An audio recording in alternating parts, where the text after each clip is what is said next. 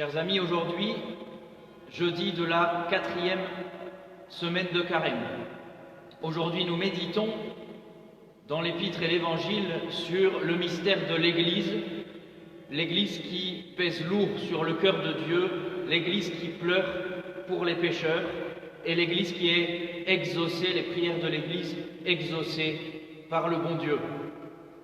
Dans l'Ancien Testament, la figure de cela, c'est aujourd'hui le prophète Élisée qui va à la demande de sa mère, de la mère d'un enfant décédé par une insolation, une femme qui se met en route vers le prophète Élisée. C'est une femme, si on reprend le texte un tout petit peu plus haut que l'épître d'aujourd'hui, qui recevait chez elle, avec son mari, le prophète Élisée. Et donc on voit déjà dans cette femme l'Église qui reçoit chez elle le bon Dieu dans les tabernacles de ces églises en pierre.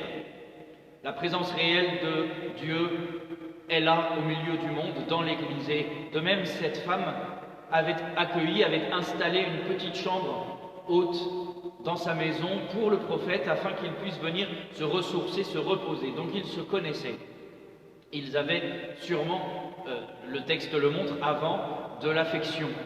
Une affection sainte, une affection saine, une affection d'ami à ami entre l'Église et Dieu. Et cette femme ayant perdu son fils, elle vient voir le prophète et lui demande de faire quelque chose. Et Élisée se met en marche immédiatement et va chez cette femme. Et nous assistons alors dans l'épître à toute une cérémonie dans laquelle Élisée intercède auprès de Dieu afin qu'il y ait un miracle tout simplement. Et cet enfant ressuscite à la fin de l'épître et Élisée rend cet enfant à sa mère.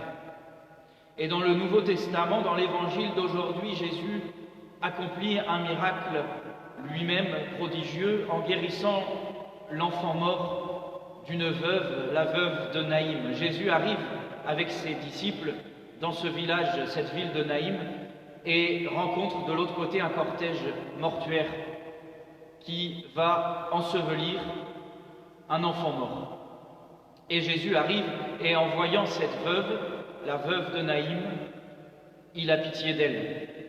Et alors, contrairement à Élisée, c'est là qu'on voit que Jésus est Dieu, il n'est pas qu'un homme, contrairement à Élisée qui lui a eu besoin de beaucoup de temps, tout un cérémonial, toute une liturgie pour prier et intercéder pour obtenir une résurrection de Dieu, Jésus, lui, ne demande rien, ne prie pas, arrête immédiatement le convoi et ordonne à la mort. Jeune homme, je te l'ordonne, lève-toi. Et à l'instant, l'enfant se lève et il est ressuscité. On voit là que ce que les prophètes dans l'Ancien Testament pouvaient obtenir de Dieu par force prière et par leur vie sainte et leur amitié, leur proximité avec Dieu, ce que tous les saints dans l'histoire du monde ont toujours obtenu de temps en temps en intercédant avec patience, avec pénitence. Jésus, lui, ne fait pas la même chose.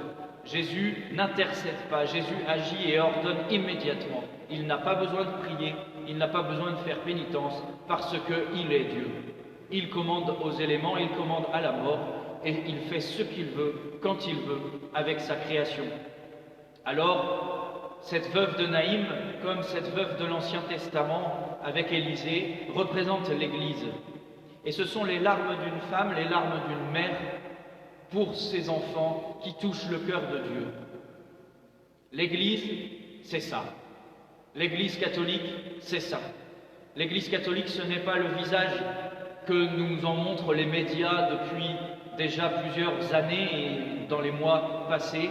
Ça, ce n'est pas l'Église. Ça, c'est le péché des hommes d'Église. Mais l'Église, elle est belle, l'Église, elle est sainte, et l'Église, tous les jours, par l'intermédiaire des prières, par l'intermédiaire de la liturgie, par l'intermédiaire de toutes les prières du monde, de toutes les pénitences des hommes et des femmes appartenant à l'Église. L'Église, elle est sainte, elle intercède et elle pleure pour les péchés des hommes. Et Dieu pardonne par son Église, parce qu'il se laisse toucher par cette grande prière de l'Église. Alors aujourd'hui, mes frères, unissons-nous aux prières de l'Église.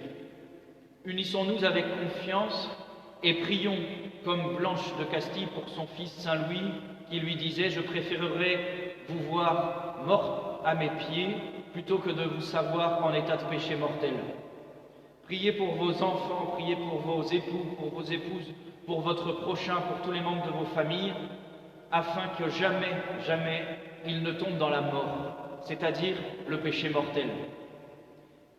Pleurez la simple idée que vos proches et que tous les hommes dans le monde tombent dans le péché mortel.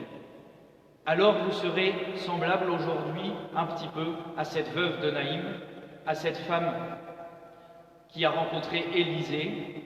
Vous serez un petit peu comme l'Église, épouse du Christ, et vous pèserez très lourd sur le cœur de Dieu et vous obtiendrez pour beaucoup la miséricorde. Au nom du Père, du Fils et du Saint-Esprit, ainsi soit-il.